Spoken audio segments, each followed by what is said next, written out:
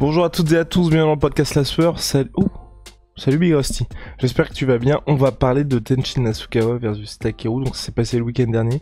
Vous n'êtes sans doute pas au courant de ce combat-là, mais c'était énorme tout simplement. C'est peut-être l'un des plus grands combats, très certainement l'un des plus grands combats de tous les temps. En tout cas, en kickboxing, c'était le combat de l'année entre les deux japonais. Pour vous dire, en termes de billetterie, on était à 25 millions de dollars. Le record à l'UFC, c'est Conor McGregor contre Eddie Alvarez lors de l'UFC 205 à New York. 17 millions. 17 millions, rendez-vous compte. Soit.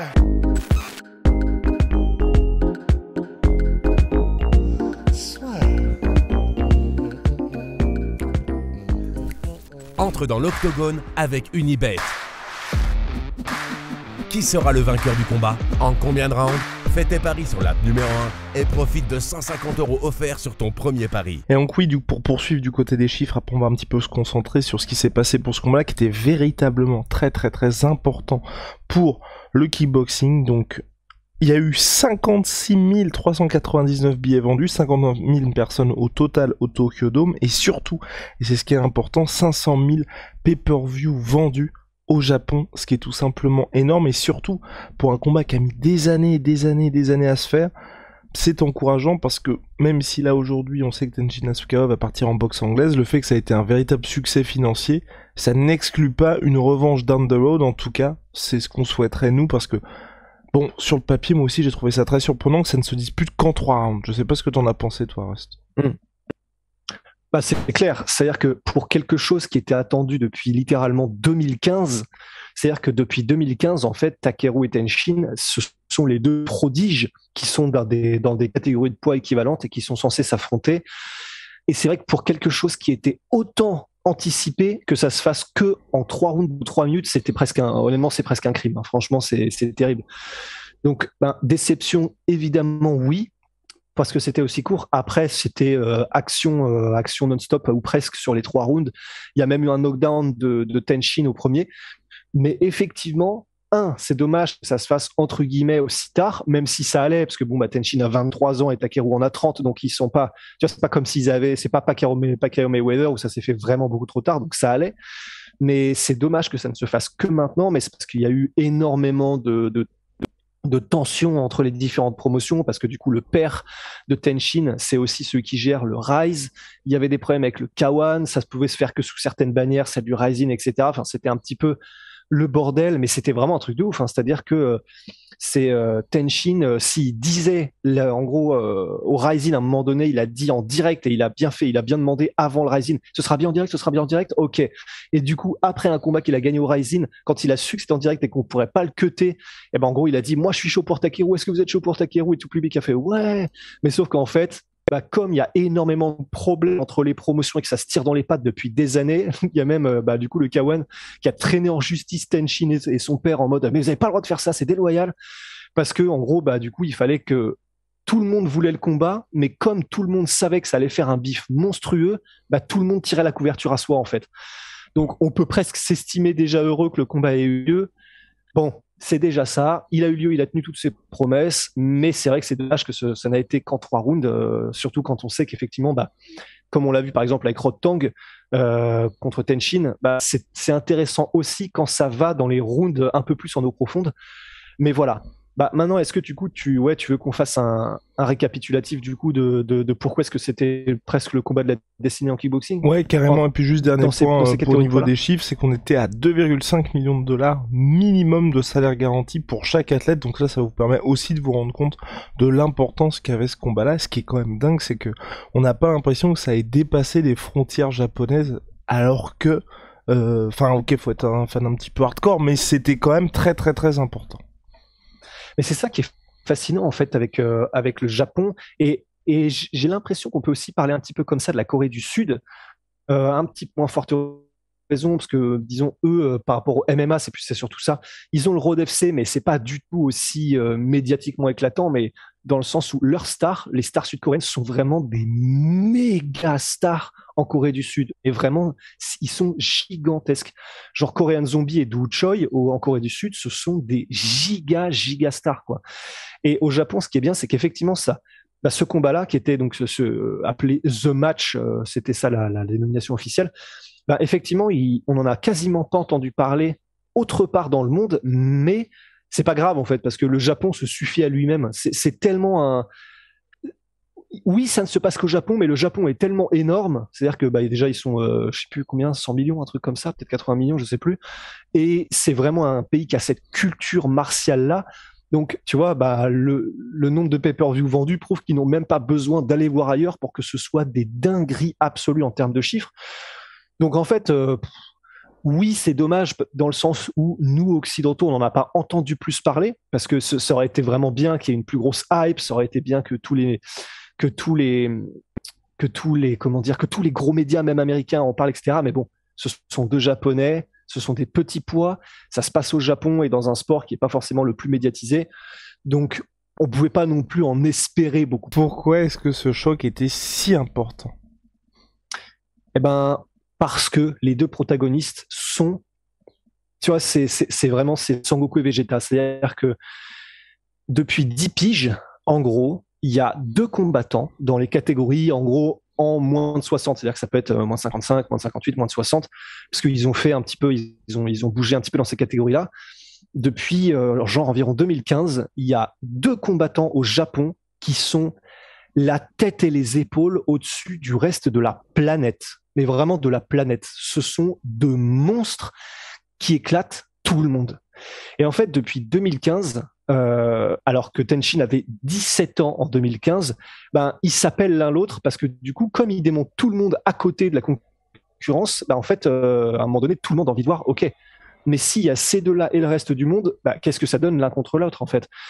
Et ce qui a rendu ce combat aussi incroyable, c'est que bah déjà Takeru, ça fait depuis 2012 qu'il n'avait pas perdu. Ça faisait un peu plus de 10 ans, genre quelques jours de plus que 10 ans qu'il n'avait pas perdu depuis ses 20 ans.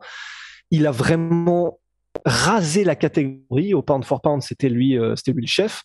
Et un style extrêmement spectaculaire. Il encaissait beaucoup, mais le mec était immétable KO. Enfin, c'était absolument un rocher. Un jeu qui était ultra technique, hein, basé sur une jambe avant, mais tu sais, la jambe avant où il y a la fameuse triple attaque, où quand il lève sa jambe avant, tu sais jamais si ça va venir en front kick, en middle, en low kick ou en high kick. Et il se servait de ça pour en gros mettre sur une rampe de lancement sa boxe anglaise qui était elle-même absolument létale, surtout avec ses coups au corps, ses combinaisons, etc.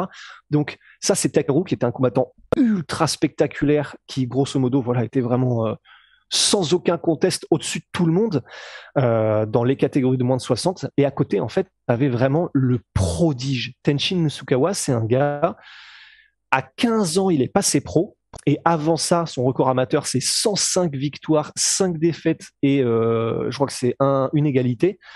Donc, depuis qu'il a 5 piges et qu'il avait commencé le Kyokushin, Tenshin, tu pouvais pas faire plus prodige en termes de ce que la personne avait accompli. Quoi qu'il fasse, il a toujours surclassé tout le monde en étant mais vraiment beaucoup plus jeune que tout le monde. Il passe en pro à 15 ans. À 17 ans, il affrontait déjà les meilleurs boxeurs thaï du monde et il les mettait KO. C'est-à-dire que, alors le nom, j'ai pas envie de les écorcher, donc je les ai notés. Il a affronté à 17 et 9 mois Wanchalong Pekka Senchai, qui était champion du Lumpini. Donc c'est ce qui se fait de mieux en termes de Muay Thai en Thaïlande. Et il était champion régnant à ce moment-là. Il l'a mis KO. Et ensuite, quelques mois plus tard, il affrontait, parce que du coup, les Thaïs, enfin, il y a toujours une petite rivalité, en fait, en termes de pieds-points, quand il y a des Japonais et des Thaïs. Et du coup, les Thaïlandais étaient en mode, ah putain, ok, bon, on lui envoie un autre tueur à gages. Il lui envoyait donc Amnat Ruen Roeng, pardon. Et en gros, lui était non seulement champion du Lumpini aussi, mais champion IBF en boxe anglaise en flyweight. C'est-à-dire que tu peux pas faire plus dangereux que ces mecs-là en pied-point. Et il l'a mis KO encore une fois, alors qu'il avait, là, il devait avoir 18 ans.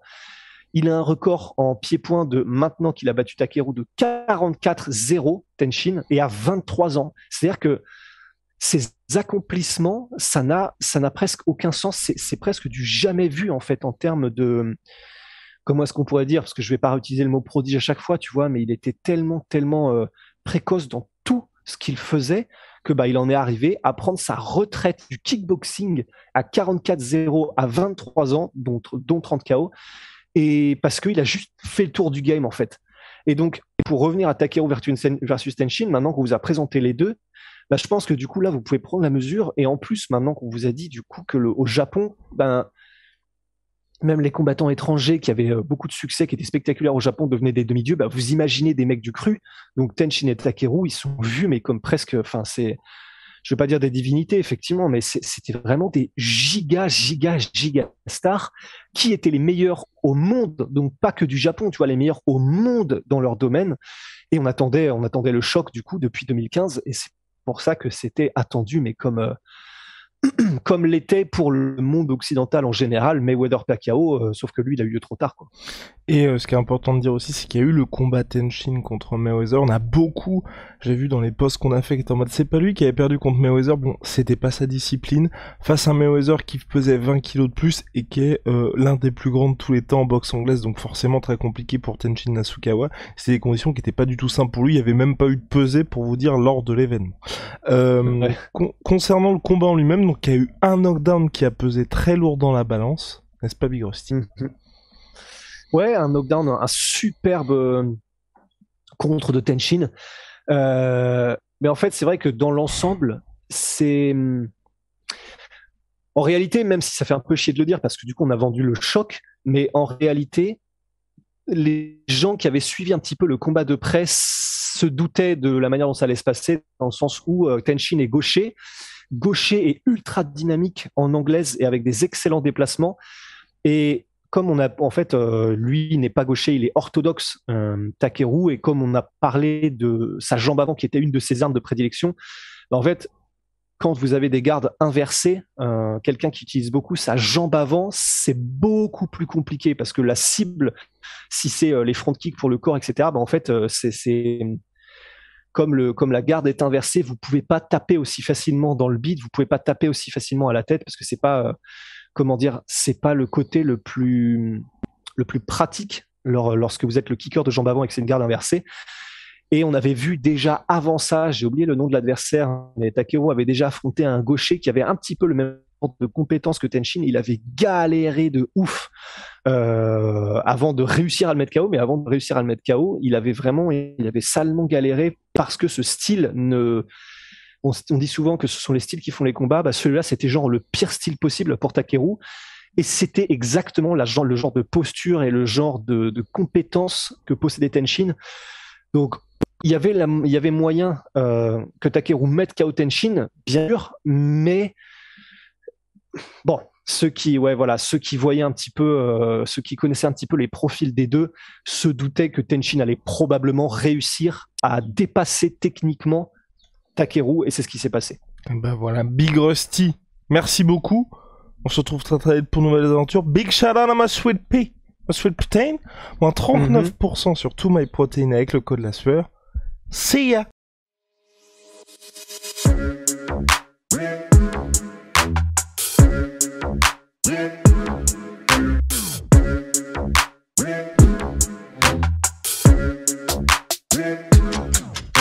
I'm fucking coming for you!